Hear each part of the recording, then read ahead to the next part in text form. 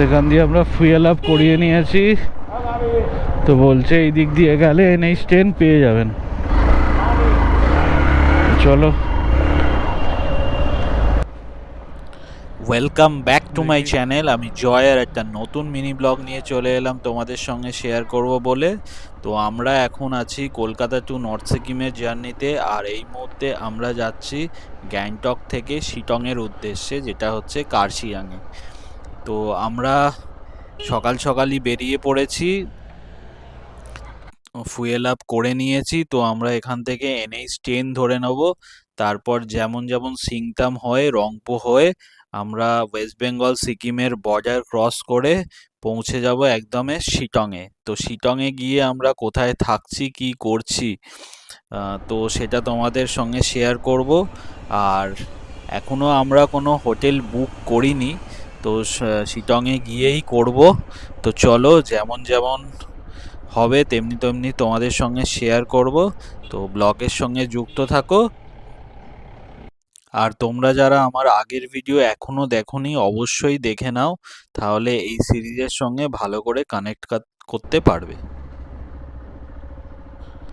আর আমার ভিডিওগুলো যদি ভালো লেগে থাকে অবশ্যই একটা লাইক করে দিও, তাহলে পরবর্তী সময় ভিডিও বানাতে উৎসাহিত হব।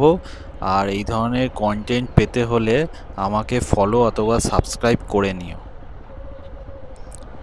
তো আমি কলকাতায় ফিরে একটা ভিডিও বানিয়ে দেবো, সেটাতে তোমাদের মোটামুটি আইডিয়া হয়ে যাবে যে নর্থ সিকিম প্ল্যান করতে কি কি কাগজপত্র লাগবে, কতটা ফুয়েল লাগবে, আর কতটা টাকা পয়সা খরচ হবে।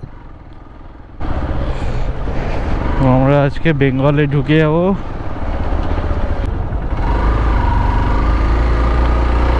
তো কালকে রাত্রে এখানে খুব বৃষ্টি হয়েছে। আমরা এমজি মার্গ তেমনি এক্সপ্লোর করতে পারিনি। তো যতটা এমজি মার্গ এক্সপ্লোর করেছি ততটাই তোমাদের সঙ্গে লাস্ট ভিডিওতে শেয়ার করেছিলাম। আর হোটেল পৌঁছাতে পৌঁছাতে অনেকটাই রাত হয়ে গিয়েছিল, আর তাও সত্ত্বেও আমরা 7:30 নাগাদ এমজি মার্গ থেকে রওনা দিয়ে দিয়েছি শিটংয়ের উদ্দেশ্যে। রাস্তা দেখো পুরো উঁচু। তো নর্থ সিকিম করে আসার পরে রাস্তাটা অতটাও খারাপ না, কিন্তু মাঝে মাঝে জায়গায় কিছু খারাপ আছে। তো আজকে ব্লগটা এই পর্যন্তই, দেখা হচ্ছে নেক্সট ব্লগে। শুভরাত্রি।